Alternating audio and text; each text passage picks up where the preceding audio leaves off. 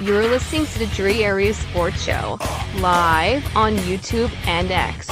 Make sure to like, share, and subscribe. What's going on, you guys? Welcome back to the Dre Area Sports Show. The Niners had a very ugly game this past Sunday, and they fucking lost. And it was not good on many fronts. Today I'm joined by Tyler La Rocha. You can find him on TikTok. And where else do you have your content at? I just really got it on YouTube and X right now. X and TikTok are the main two.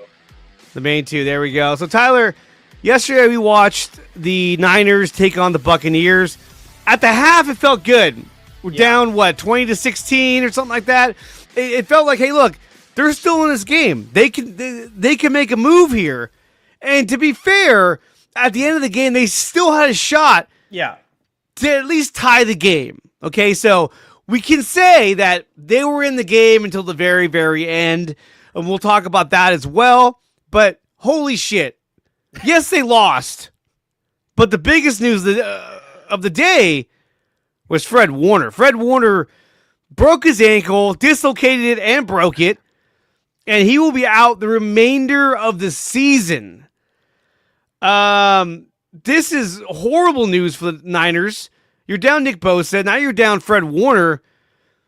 Tyler, is there any hope for the Niners for the rest of the season? Can they still make the playoffs without Fred Warner or Nick Bosa? I mean, here's my thing, man, is a lot like you said, right? Is just the loss hurts a lot more because Fred's gone. I think if you ask any Niner fan, if we lost by one possession and Fred was still fully healthy, you'd have a lot more faith in this team. But after something like that, man, you're just kind of sitting there. In my opinion, you're just kind of sitting there hoping. Our schedule's really easy. Our schedule's really basic. There's not a lot of competition. But in my opinion, that's kind of a worry to an extent because now you're a team that isn't a contender. Let's just be completely upfront with that. Without Nick, without Fred, it is hard pressed to see this team as a contender. And you have an easy schedule, so we're probably going to win at least a handful more games. And so if you miss the playoffs and you have a bad draft position, it really hurts all that much more. You know what I'm saying? No, absolutely. And I said it in my the video I posted last night. You can win without Nick Bosa or Fred Warner, but you can't win without Nick Bosa and Fred Warner. And look, here's my thing too, is that, we hear all this talk about John Lynch making calls, trying to find a pass rusher. At this point, you almost wonder, okay, maybe we pump the brakes on that because what's the point? Like any semblance of hope that was out there, the Niners could acquire a guy like a Trey Hendrickson, gone. After this, gone. No point. Anyone is still. I've still seen people like, well, they could still make a move. I don't see the Niners making any sort of splash move, regardless. If, like, in my opinion, unless Max Crosby is being given away, like literally handed away, they're not going to make him. There's just no point. There's no point bringing on a Hendrickson or Crosby. I mean, my favorite prospect of the trades was Thibodeau. He's the only one that I think could be your splash trade that makes sense because he's young and you can extend him for Nick. But yeah, man, in my opinion, they should be sellers. I think you should be looking to offload people like Juwan. It seems like Juwan's kind of just his time here has come to an end. And what was going on with that about him and Kyle Shanahan getting into an argument on the sidelines? I mean, look, it's a heated game. Yeah, there's passion being spilled left and right. But they were shouting at each other right at the end of the first half when they were trying to drive to score some points. They're over here yelling at each other, and that the coaching staff had to kind of like get in between them to kind of break it up. Like, hey, guys, chill out. So that's a little weird. What do you think about that? I mean, do you think this is the beginning of the end for Juwan Jennings on the Niners? Yeah, I think Kendrick Bourne is kind of taking his spot, which is your worry if you're Juwan. Juwan's deal that he restructured is fully incentive based. And I think he's frustrated. I think he's upset that he can't stay healthy. I think he's upset that he's not getting targets. I think he's upset that he's playing bad. And so I think personally it's beginning of the end for Juwan. I would expect to see him traded within the next week or two. And I also wouldn't be surprised if the Niners tried to offload someone like Brandon Ayuk. They might. The end of the season. They might, but oh wow, I did not know that. Wait, the Browns fire Stefanski? What? No, they didn't. Oh no, this is some dude saying they are expected to fire. So I fucked that one up. I was gonna say, I was like, wait. The head coach of the Titans did get fired. Yep, I saw that. That was inevitable. Mike McDaniel's probably next. But like we were saying, I mean, this is the biggest news of the day. Out for the season, Fred Warner. You know, yesterday during the game, Danny Rossini reported that it was a dislocated ankle. For a moment, I was like, dude, maybe he comes back. Yeah. Fuck. And then they said, and Kyle Shanahan's like, dislocated ankle, broke it. I thought he was going to cry. He was like, broke? I was like, oh no, fuck. Yeah. And once that happened, I mean, it's the prospects of making the playoffs. I think are still there because of the weak schedule. Yeah, for sure. But still, losing Fred Warner, I mean, I would say it's like the Trinity of the Niners, right? Mm-hmm. You have Fred Warner, Nick Bosa. And, I would say Brock Purdy because he's your quarterback. Now all three of them are even playing right now. And so now it's like all hope is lost. Now, we'll talk about this in a minute, but Brock Purdy is likely going to come back next week. Yeah, shocker. So let me ask you this. With that in the horizon, do you think the Niners should go back to Brock Purdy or do you think they should keep riding Mac Jones? In my opinion, here's the thing, right, is Brock Purdy is now, a lot of people need to realize that if he comes back next week, regardless if Fred's hurt, if Nick Bosa's hurt, this is what makes $265 million worth it. You can't have the excuse, well, Fred and Nick's hurt. Josh Allen used to have his entire defense injured, like yearly, when he was still bringing the Bills to playoffs. Yeah. Sure, they didn't win, but if Brock Purdy's failing to beat teams like the Falcons without it, like, sure, you can make an excuse. And like we just said, we lost Fred Warner. Mac played in the same circumstances and was still a play away, a bad pick away from winning the game or tying the game, being in the game more, possibly, right? So if you go back to Brock Purdy, I still would not go back to Brock Purdy until he's 150% healthy, until he is literally like there is no lingering anything. I don't have soreness. There's not even a tingle in my foot when I am sprinting on it. I wouldn't personally go back to Brock Purdy. I think that's kind of the big thing is you're really putting – I think Brock has a lot of pressure on him at this point. And I think that's kind of worrisome if you're the Niners, if you're whoever, because – he doesn't have a lot of room for error right now. Mac's been playing well. I personally think Mac is the better quarterback, very much so on record for that. I think Mac's just better. I think they got too desperate for a quarterback and got trigger happy and paid the wrong person. But if he says he's 100%, man, you have to throw him out there. You can't let $265 million sit on the bench. If he was still on his rookie contract, that's a whole different story. If this was last year, the year before, hey, you can sit on the bench and we'll ride this guy for right now. But you paid him all that money. He has to prove that he's worth that money. And so I think that this Sunday coming up against the Falcons, which I do believe that he's going to start, I think this is probably one of the biggest games of his career. Because if he goes out there and he shits the bed, I can only imagine what's going to happen on social media, with the mainstream media. It's going to be bad. It's going to be bad. And the question will arise, should Mac Jones be the starter moving forward? Now, let me ask you this, though. And truthfully, because I know if he has a bad game, you're probably going to be like, dude, get this fucking guy out of here. I don't see this guy. But how many games does Brock Purdy have to fail before they make a move and say, okay, you know what? Maybe you're not right. Maybe this isn't going to work out. How many bad games can he have? So, again, in my opinion, a lot of people are just ignoring last season existed, which I don't understand why. Sure, the defense is bad. He still had 90% of his weapons. But this season, he's still on this multi-turnover game trajectory. In my opinion, they would turn back to Mac. I would probably say if he say he loses the next 3 and they're all multi-turnover games. It's not like, he's balling out and Tatum Bethune is just getting bullied with Siegel, behind him. Like if he has another, I would say 3 games of multi-turnovers, I think you might see Mac come in and however they frame it, whether it's, his toes just still hurt, yada, yada, yada. I don't think his leash is as long as a lot of people think, especially because you can't win football games turning the ball over multiple times a game. You just can't.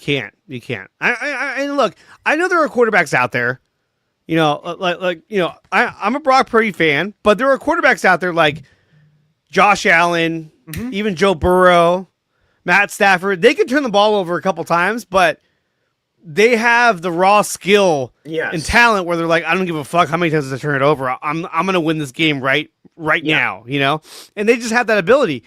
And that's what I think, the quarterbacks, hold on. Sorry, my phone was ringing.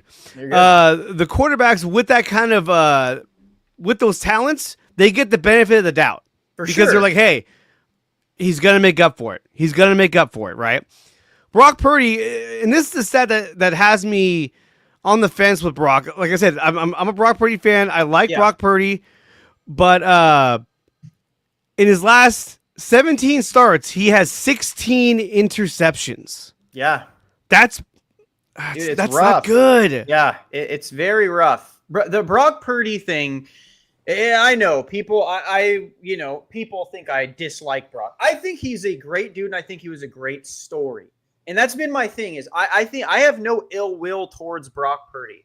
I just don't think he's good. And that's the biggest issue is he doesn't have the arm talent. And when he's not taking what the defense is giving him, which is what made him so successful in 2022, 2023, he plays like he has more talent than he actually does. He makes throws where you're like, well, if you were Matt Stafford, that throw would probably work out. But you're not. You're Brock Purdy. And he turns down checkdowns far too often.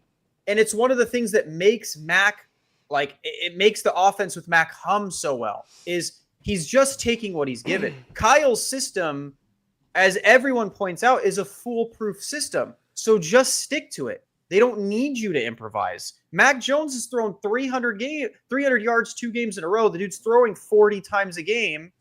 And outside of yesterday, he didn't have a multi-turnover game with him yet. Yeah. So the proof is in the pudding. If Brock can just do what he did in 22 and 23 and be like, you know what? I don't know if the chatter of him being a system quarterback got to him, but if he could just quiet that noise and be like, I'm just going to do whatever it is I need to do. I'm going to take my checkdowns. I'm going to take the easy ones. And when I need to, I'm going to try and do my layered throws and my mobility. I think he'd have a lot more success as a quarterback, and he would have a lot less criticism towards him. Because that's another thing is his decision-making has been so rough. Yeah, I would say starting from last season, I felt like he was in a position where he told himself, like, hey, I'm the quarterback. I got to make something happen.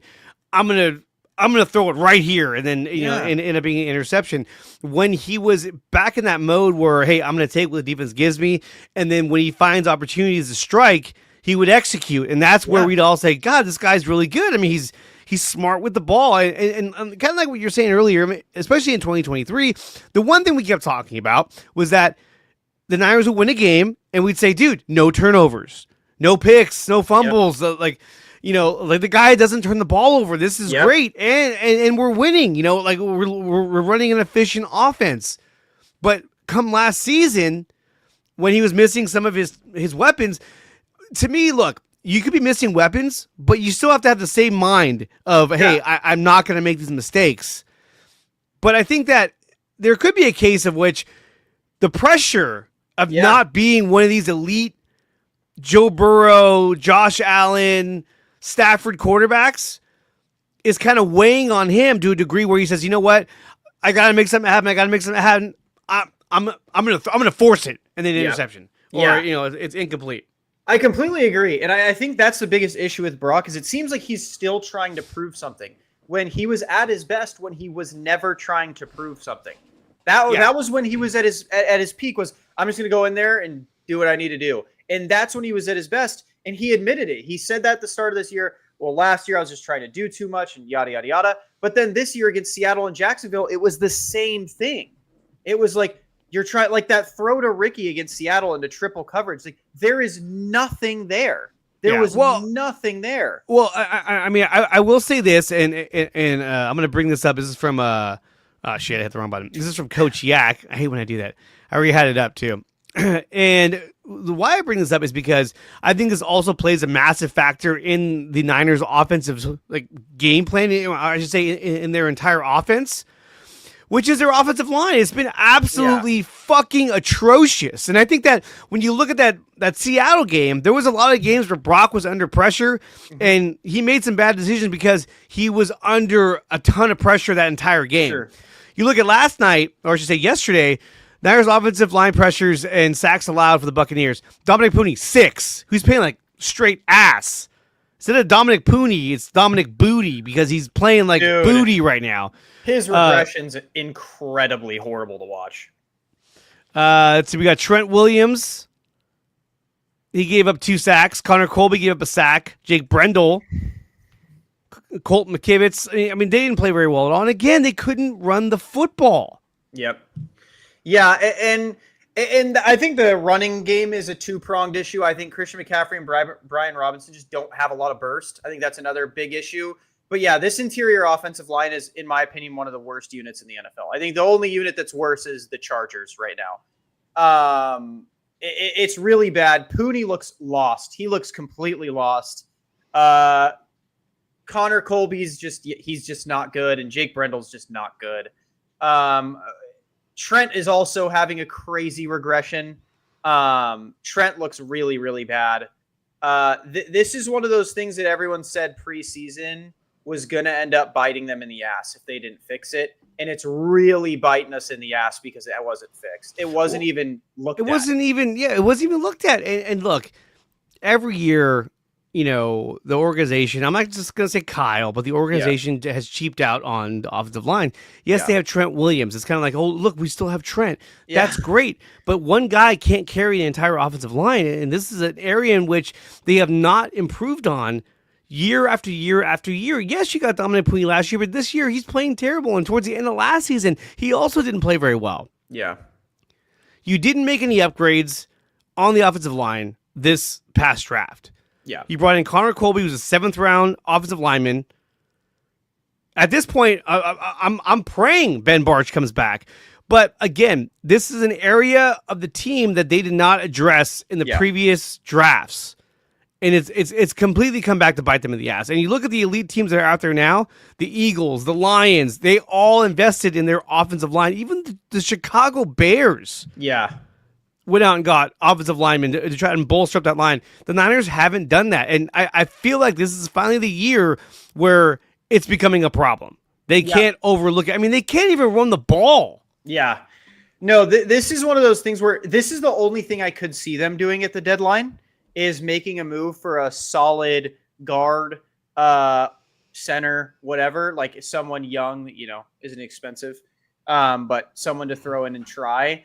This is something that if I'm the Niners, this is why I'd be a seller. I think we have a lot of holes we still need to plug. I think our safeties are awful. We need to get new safeties. We need interior offensive line. We need Trent's replacement. This is why I'd be a seller at the deadline. I'd see if you could offload Juwan for a 3rd or 4th round. I'd see if you could offload BA for, I don't know, 5th, 6th rounder. You need to get some picks because next year's draft is going to be just as big a deal as this year's draft was for the defensive side. Well, I would say this, that they definitely need to keep investing in the draft. I don't know if I would do a fire sale at this point. We're only 4-2. The Niners go ahead and win. Let's say they win the next 2 games, 3 games. Then it's all of a sudden we're like, hey, we're back at it again. Yeah. But look, without Fred Warner in the middle of the field, obviously the middle of the field was wide open, and people all over my timeline were like, well, the middle of the field looks really open. Oh man, they're really not doing a good job covering without Fred Warner. I'm like, and I said, no shit. What'd you think was going to happen when Fred Warner left? Oh, it's fine. To get him a through, we'll step right in. Dude. Look, they will play better next next week. For because they're going to be coached on what to do when they're out there. But to be thrust in there, I mean, it's pretty rough. And at this point, look, you lose Fred Warner, but at least you still have Bethune. You still have Nick Martin. You have Winters. You have Curtis Robinson. So you have a lot of guys that could step in there. Are they going to be Fred Warner? Of course not. Fuck no. But still, it's just... It's tough to watch, but the Niners still have a shot, I think, to make the playoffs. Are they going to win a Super Bowl? No. Yeah, most definitely not. Most definitely not.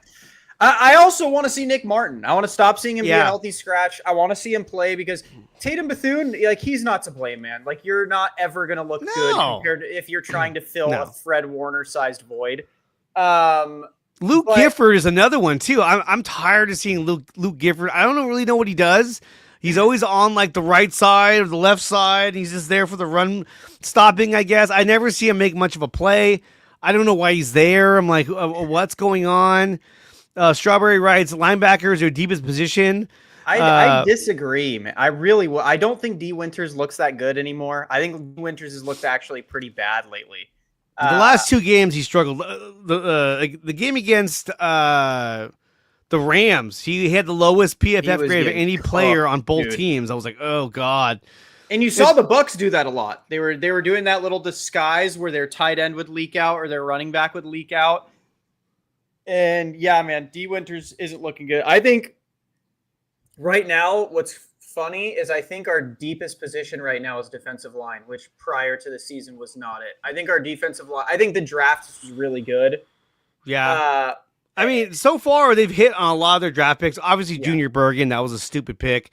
And I didn't like it when they did it. I was like, what? I was also against Marquis Siegel. I was like, who the hell is this guy? But I think for being a rookie, I think he's played pretty damn well for being a rookie, just kind of thrust in there. A guy that wasn't even highly, touted. Is awful, but his pass coverage is not very good. His run defense is very good. Very good for safety. And he did have the big pass breakup in the end zone against the Rams, which prevented a touchdown. So he's made some good plays. But getting Mustafa back was nice, although I barely noticed him in there, and he looked completely out of place when he was in there, kind of like, what's up? What are we doing? Yeah. What are we doing? Yeah, it was just like, oh, look, there's Mustafa. Oh, okay, he didn't do anything. The whole defense looked really lost the second Fred left. It seemed like they lost their quarterback. Like, even that touchdown, the long one to Johnson where Lenore didn't bump and Lenore had to bump. And that's one of those things where you always see Fred doing it when emotion's happening. You see him screaming and pointing like bump. And it seems like it's really sad, but without Fred there, like, obviously I fully have confidence in Saleh getting them at least half decent. I don't know about good. Like, expecting them to be good right now is rough, but I expect them to be half decent. I felt like Saleh yesterday. If you looked at him on the sidelines, he was just like, fuck, I was supposed to get a head coaching job after this. God damn it. All these guys are fucking going down. Yeah. I hope he stays. I hope he's their defensive coordinator long term, but more than likely, I think he's going to leave and go be the head coach of probably like the Titans or whoever offers him a freaking job, but who knows. But let's go to yesterday's game, and let me go ahead and bring this up. Really ugly game. Niners lose 30-19. Mac Jones was 27-39 for 347 yards, 2 interceptions, one of which I don't think was his fault. Yeah. Kendrick Bourne obviously ran the wrong route. Yeah. Either way, it was going to be a bad play to begin with. But he threw 2 picks. He didn't throw any touchdowns. And that's the thing, too, is that, like, look, he threw for 347 yards. Yeah. But he couldn't. They didn't throw the ball into the end zone whatsoever. And you're going against one of the weakest secondaries in the league, not to mention Levante David and the other guy, the other linebacker. They're horrible in pass coverage. Yeah. But it felt like they weren't really taking advantage of that. But the problem is that the Buccaneers knew you guys can't run the ball. Yeah. In the second half especially, they were like, we're just going to come after you now. And then all of a sudden he had no time to throw because our offensive line is like butter. Like, I swear to God. If you and I lined up in the backfield for the Buccaneers, we would at least have positive yardage at the end of the game. That's how bad they are. They can't stop anybody. Yeah. It was bad. And I think that was another big thing. We couldn't get in the end zone because every time you saw it was like a third down, Mac would make like a great throw. Even the commentators were calling it, wow, that ball couldn't have been placed better and it's just dropped. He had some good throws. It was like, and it felt like every time, like even on defense, dude, the 3rd and 14, we have Baker in our hands, and it's like, okay, here's a momentum play. It feels like a lot like last year. Like every time a big 3rd down on offense happened, it was a drop, and it was like, all right, well, there goes that momentum. Then on defense, 3rd and 14, we're about to sack him at midfield. Oh, wow, he somehow just broke 4 tackles and Lamar Jacksoned his way for a 1st down. It was like every time we had a play to gain some sort of momentum, we were on the receiving end of the shit end of the stick. Yeah. And I think that's the big thing, man. Like, I think Mac played a lot better than his box score. The biggest thing is we don't have a run game. We don't have it. It's not working. Christian McCaffrey is the only one getting carries. 54 yards. But to me, again, he got his first touchdown, though. He did. That felt great, too. I was like, yeah! But here's the thing, though, is that, like, I hear a lot of people talking about Christian McCaffrey and having their opinions on him. I don't think it's him. I think it's the offensive line is just not opening anything up. And you look over at, like, Rachaad White. I felt like he had a good game running. He only ran for 65 yards. Yeah. And the Niners couldn't stop him either. But he didn't even run for 100 yards. Yeah. I think, and receiving wise, 7 catches for 57 yards. Kendrick Bourne, 5 catches for 142. He had that long 56-yarder, and then he kind of disappeared. Jake Tonges, 6 catches, 58 yards. He's been a surprise. He's been solid. I think my biggest issue with Jake Tonges is he's really easy to tackle. A lot of plays where you see, you're like, damn, George would have gotten like 15. Like, how did you let him get you by the shoestring there? Like, you're a tight end. Like, if it was like a Kendrick Bourne, a thinner dude, you'd be like, oh, that makes sense. But you're a tight end, and you're just getting like everybody. They blow on you, and you're falling over. Him and Luke Farrell. Luke Farrell has been a huge disappointment this year.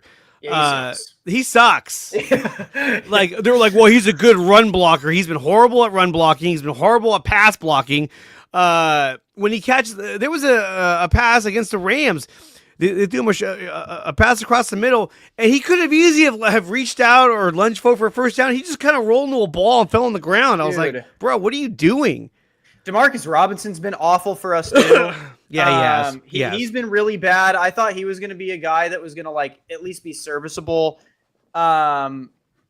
Ricky Pearsall's always hurt, so he's been good when he's on the field, but can't stay healthy. Yeah, Demarcus Robinson is like, what'd you do during those 3 games? Did you just sit on the couch? Did you stop working out? Like, he looks like he's like, oh man, what am I doing out here? Yeah, and then he dropped that pass, which was like a 1st down, dude, and a huge gain.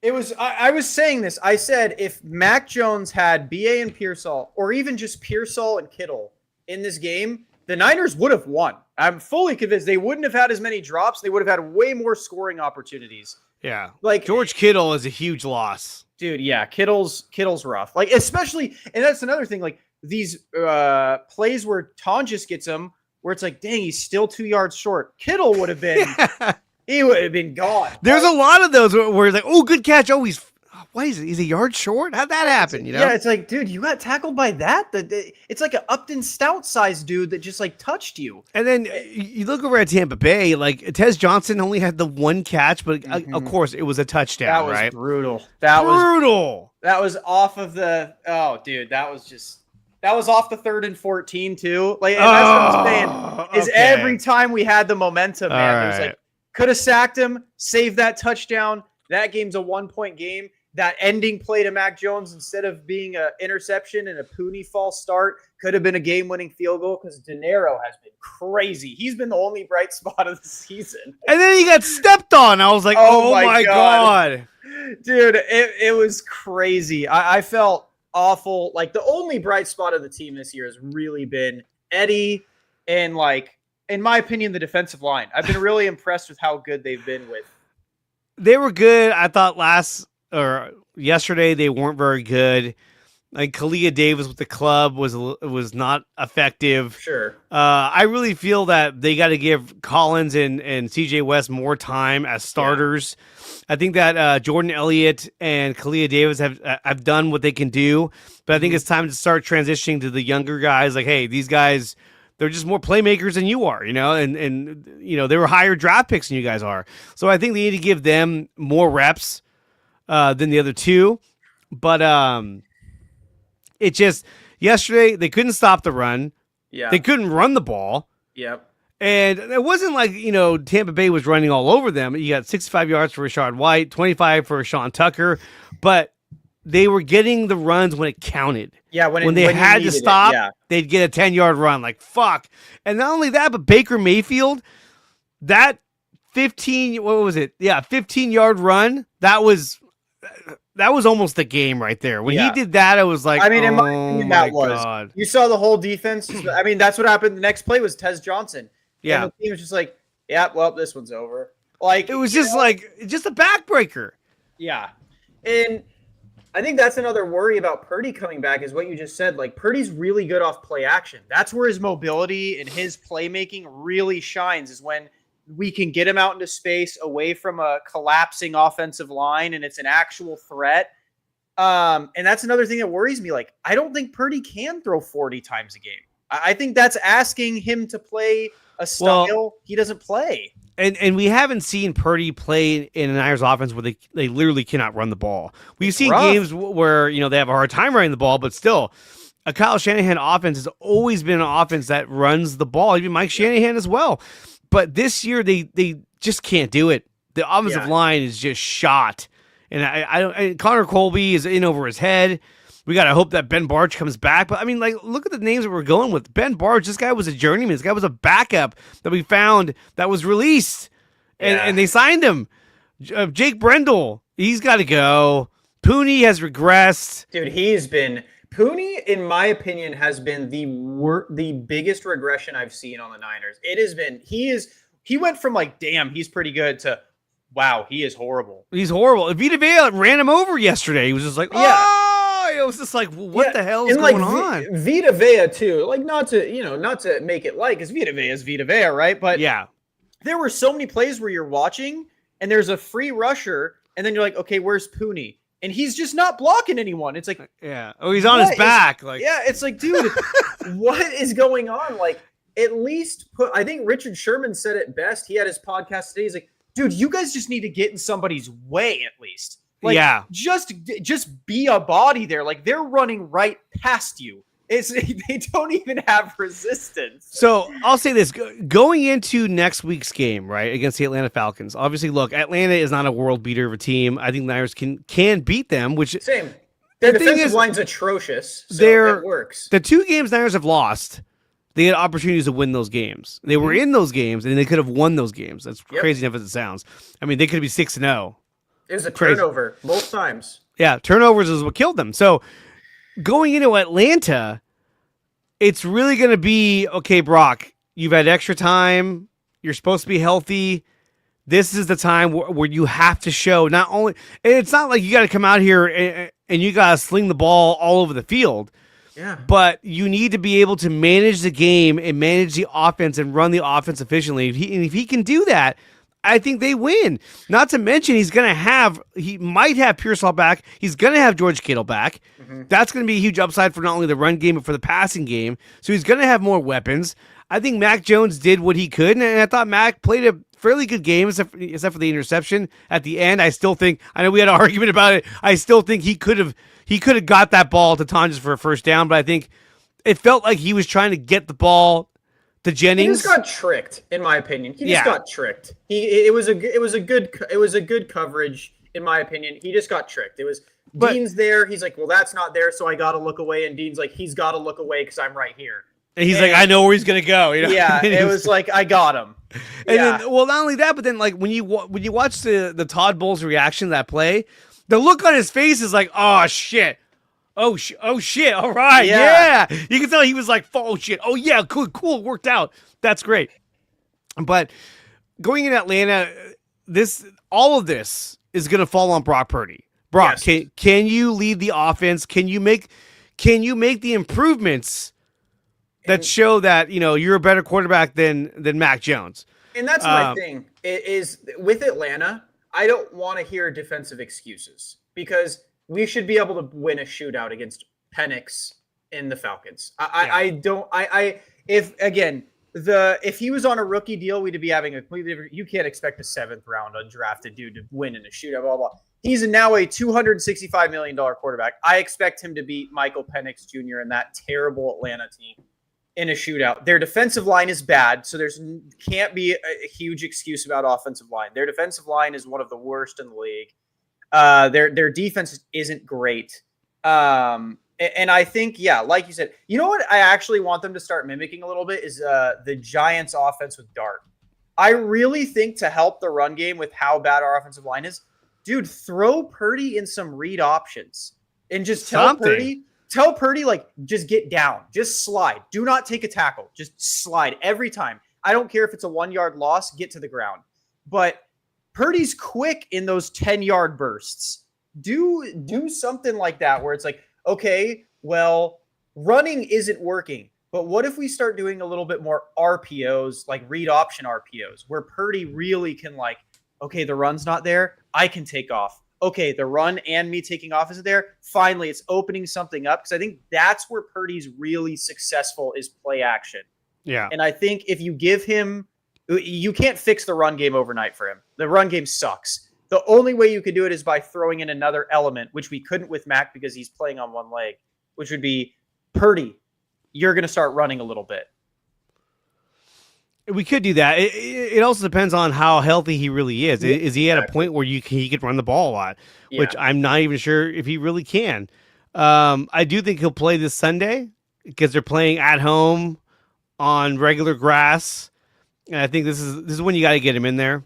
I think another start from I think Mac Jones, if you start him one more time, I don't think he walks out of this stadium in one piece. I mean, the guy is already banged up. He's beaten. He's got an oblique. He's got the was it the PCL, whatever it is.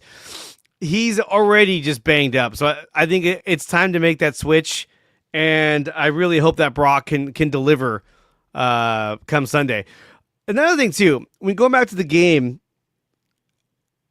there was a play that Kyle Shanahan called on 2nd and 14. Oh my God. He ran the ball with Christian McCaffrey, I think he got like no gain or a loss of 1. I was like, what are we doing? Why?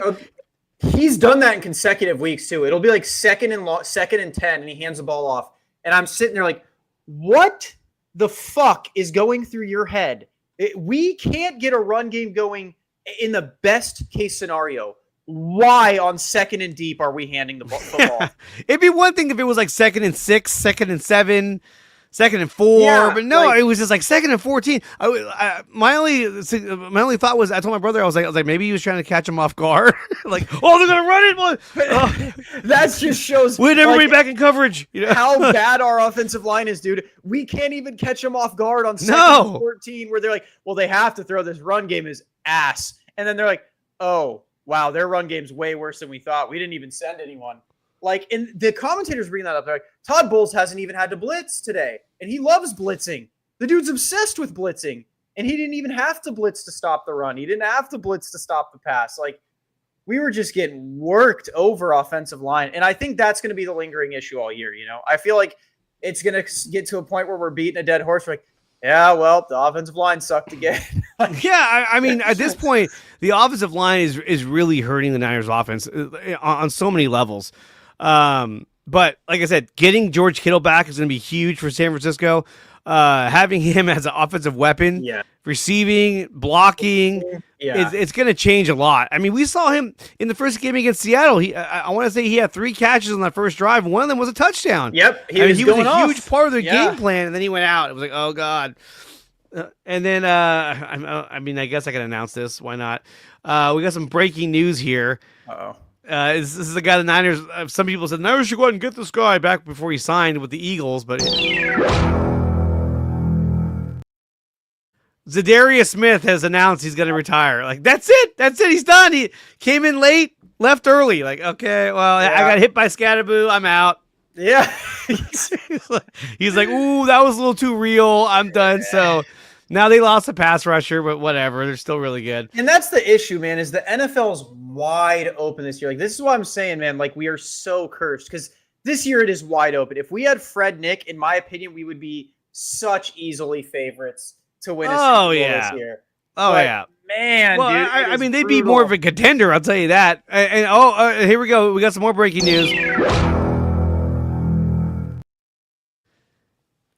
The Bears have elevated former kicker Jake Moody, and he appears slated to kick tonight on Monday Night Football. I'm gonna hate watch so hard. If he tonight. misses the kick right off the bat, it's like, bro, it's time to go. But knowing the Niners' luck, he'll probably come out. He'll probably be the and he'll smash like 4 field goals, 5 right down the middle. Like, he's what gonna hit thinking? like a 66-yard game winner, set the NFL record. It's gonna be right down the middle, and you're like, everyone's like, why didn't they keep him? Yeah, exactly. That's what they're gonna do. But let me ask you about Kyle Shanahan. Yeah. I think so far this year, I think he's done a great job with what he has. And I think he's done better than he has in previous years. And he's I think he's gotten away from some of his bad habits where he would get sometimes a little impatient, frustrated, and he'll start throwing the ball around like crazy. And you're like, bro, what are you doing? Yeah. This is back when we could just actually run the ball. And so this year, I'm not seeing that. I'm seeing a more disciplined head coach. He's more locked into what needs to get done.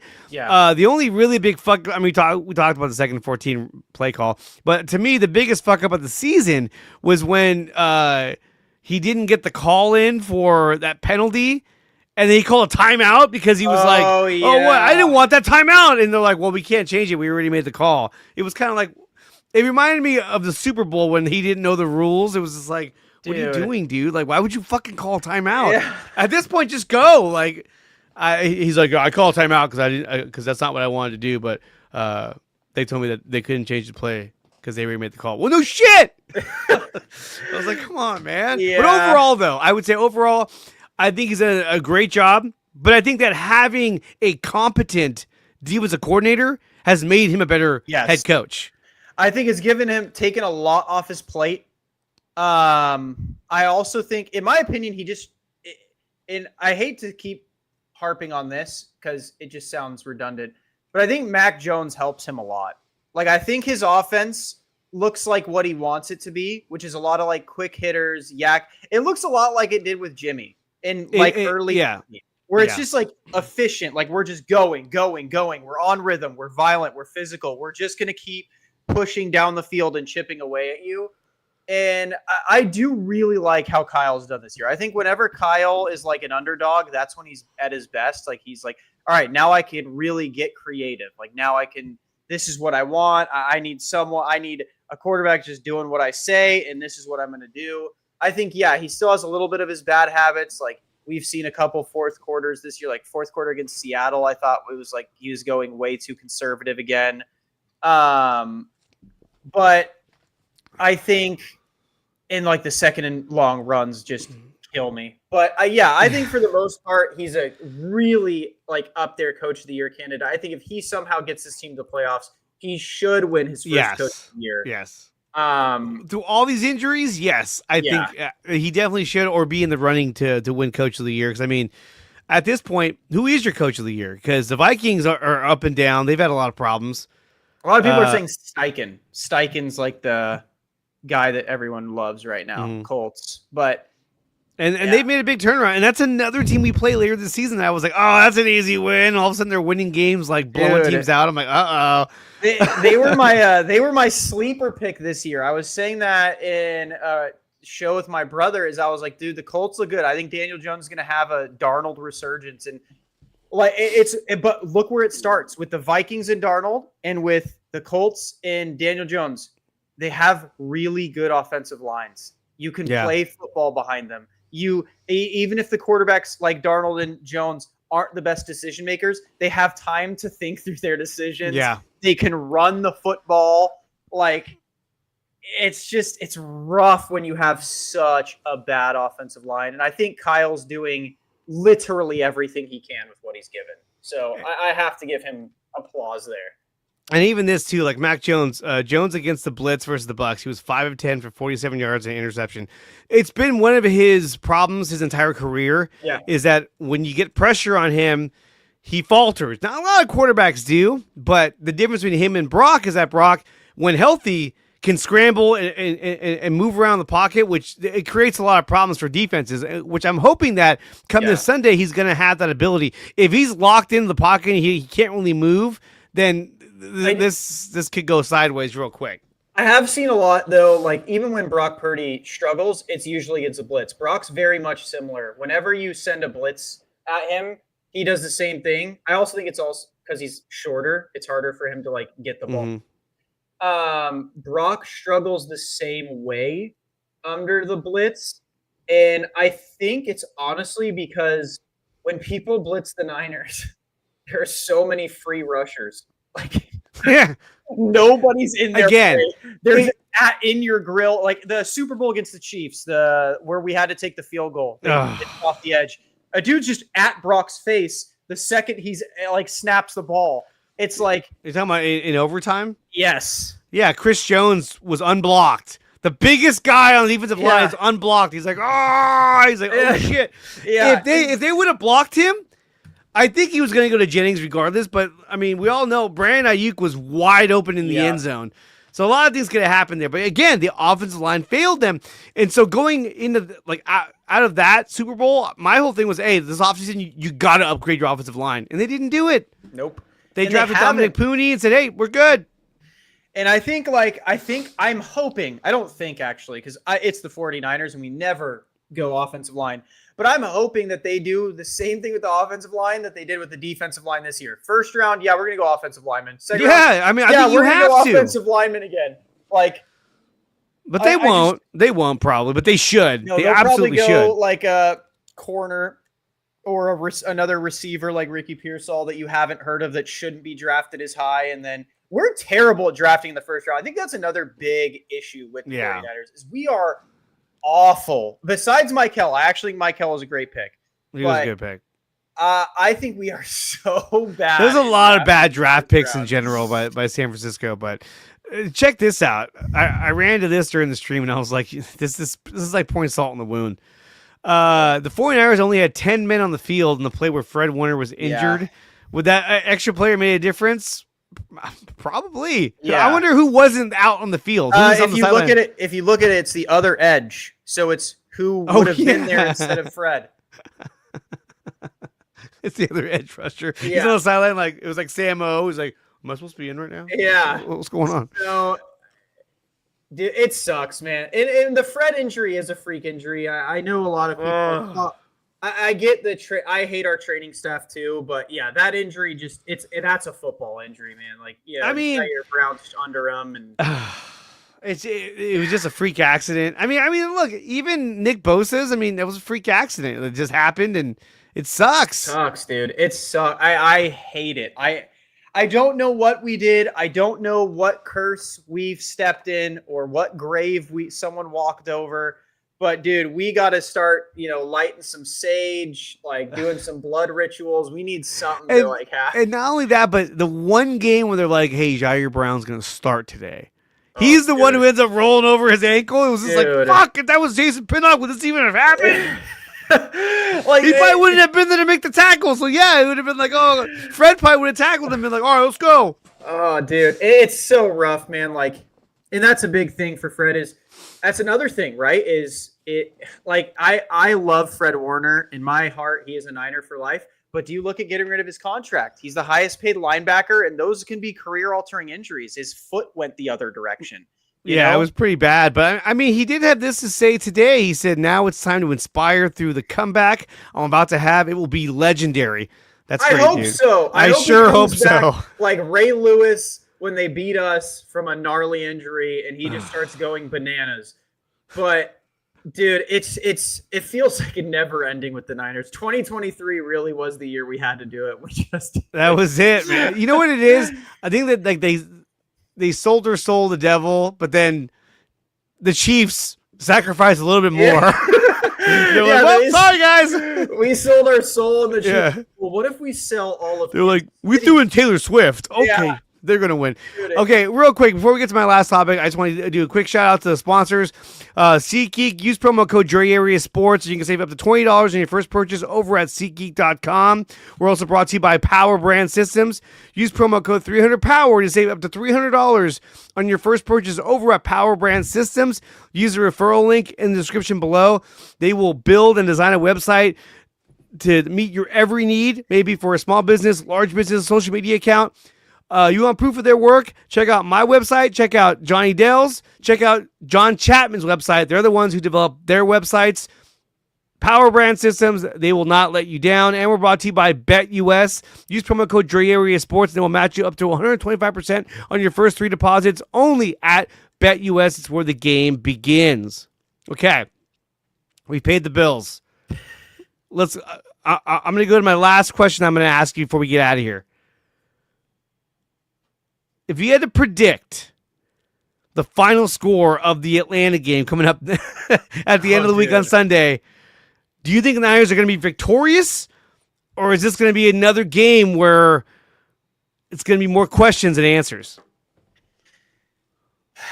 If Brock is truly 100% healthy, I'm not saying Jacksonville healthy, where we're going to say, well, his toes actually hurt. He was not. He looked awful in Jacksonville. If he is truly 100% healthy or Mac Jones is playing, I think we are going to win. I think we're going to win probably like 30-23, something like that. If Brock is hurt and he is trotted out, I think we are going to lose. I think it's going to be like a 16-24 game. I have Atlanta getting around 24 points. I would say if Brock is healthy, I'm not going to go higher than 26. I think you said the same thing. 26-24, because I don't know how much the defense can hold them back. Man, that's what I'm saying. Because I'm like, I don't know if they're going to hold them over 20 anymore. Do you know what Bijan's going to do to Bethune and D. Winters and Jair Brown? My God, he's going to have like 150 rushing yards. Check it on BetUS. I mean, the defensive line has to show up to stop the run. And, I mean, when you look at the numbers against the Buccaneers, you would say, well, they kind of did that. But when you watch the game, it didn't fucking feel that way. Yeah, it felt like they were just running the ball at will. It was like Baker Mayfield broke 5 tackles, so I'm not. That was God, and that's the second time he's done that. Remember, Nick Bosa was like walking with them last season. He throws for a first down. I was like, they're kryptonite, man. But you know what it is though, is that with Nick Bosa, you can't do like the hip drop tackle. Like you can't just grab him and swing your hips out and pull him down. So he was just like, oh shit. Yeah. They just threw the ball. I feel like if I'm Nick, bro, I'm so much bigger than you. I'm just ripping you to the floor. Like, yeah, I don't know. You would think, right? But who knows? But okay, if Brock isn't healthy, what do you got? Like if he goes out again, like a Jacksonville game where he's just back. I mean, in Jacksonville, they had a shot to win the game until he got strip sacked by Eric Armstead of all people. If he's not healthy, I'd say we probably lose 27-17. Okay, so yeah, we're around the same thing. The defense it's kind of like what we just saw, where they're just going to add one more score, and you're like, shit. It's like watching the San Francisco Giants. It's like, they score 4 runs, and you're like, well, we're fucked. Yeah, you're just like, we're not gonna make that happen anytime soon. and that's the thing. I think for Brock Purdy, your mission is just keep it simple, man. Don't turn the ball over. Yeah, like follow the KISS sales method. Keep it simple, stupid. Like just take what you're given. Don't do anything cute. Just be 23 Brock. Just chill. Take a deep breath. And not only that, but it's like, the pass he threw in the Jacksonville game where he got intercepted. McCaffrey couldn't catch it. It was intercepted. He had a check down wide open. Take the fucking check down, dude. Don't try to be Superman. Just I'm moving the ball forward. I'm positive yardage.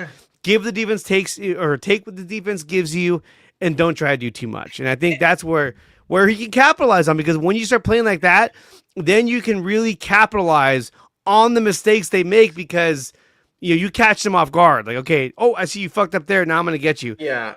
Without having to force it. I'm hoping watching Mac again the last, couple weeks against the Rams and even this game, like his offense was fine. I'm hoping Purdy, like for whatever reason, he hasn't realized it yet, but I'm hoping he does find like, okay, I don't need to play hero ball, because Mac didn't. He beat the Rams with nobody. So I think I'm just hoping in my heart of hearts that Brock Purdy has been watching and has been like, I don't need to do too much. No matter who's my receivers, I do not need to go crazy and scramble around for 5 minutes to throw a pick. I just can first read. Oh, okay, second read. Oh, check down. Like, Kyle's system's good. Kyle's in his bag this year. He is on fire. And guys, before we get out of here, make sure I've just revamped the website. So make sure that you check out DreAreaSports.com. That's the best way to be in contact with me and my content. And there are memberships available under Dre Area Sports right there. Become a member, and it's a great way to support the channel. I have my other channels too, but Dre Area Sports is right there. So definitely check out DreAreaSports.com. I'll be adding a blog section as well and more features as the season goes on. So definitely check that out. Tyler, what do you got lined up for the rest of the week? Just praying that we have some players back. Doing a couple more shows and hoping we get a win, man. What about you? Just, I'll be live again Wednesday for the Madden simulation. I do that every week. And then I'll be live again on Friday for Cover 3, which is when we talk about me and Sterling and Aaron, and we do a breakdown of the Niners. Mainly just bitch about the injuries. But I'll tell you, this was me yesterday. When I saw Fred Warner get hurt, This was me watching the game yesterday.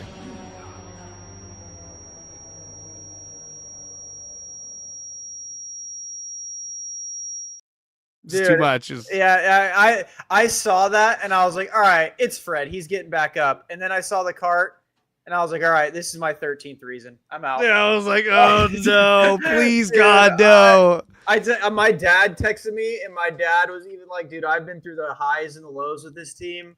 To the Thr era. Oh yeah, I've been there. Yeah, we've been through it, but this one just hurts more because it's like we don't need to be like this. We can be good. It's just still the world won't let us. So again, I think that Sunday, the season is riding on the shoulders of Brock Purdy. Yes. He's gotta be that number one quarterback and lead this team to victory. Brock. Prove me wrong. Prove Tyler wrong. Yes. We want you to prove Tyler wrong. Let me get the tweets and the hate mail. Because if you don't, he's gonna let you have it. I'm gonna be at the Houston game and I'm gonna be chanting, "We want Mac" from quarter 1 to quarter 4, dude. When he streams a Grant next week, it's gonna be like, fucking sharpen the blades. Here we come. The pitchforks will be out. You gotta beat the Falcons, dude. You gotta beat them. You gotta beat them. Can we at least agree on that? If you're held, there's no excuse to not beat the Falcons. You gotta beat the Falcons. I mean, realistically, you should win the next 3 games, but then the Giants game, now you got Jackson Dart. I'm like, oh god, they look pretty good now. Shit. Yeah, dude. Can we get Russell Wilson back out there? Do us a favor. Right. That's what I'm saying. Like, we gotta beat the Falcons, man. This has to be the start. Like, I believe if Brock Purdy can go back to 2023, he can do it. I do. I think if he plays like he's been the last year, it's going to be really bad for him, and you're going to make it really hard for the Niners to want to stick with you as a quarterback. Yeah. Like, you can't be dropping games like this because, in my opinion, the Giants game is harder than the Falcons game, in my opinion, because that defensive line in New York is not a joke. They are scary, and that's on MetLife. So we're good for 2 injuries on that turf.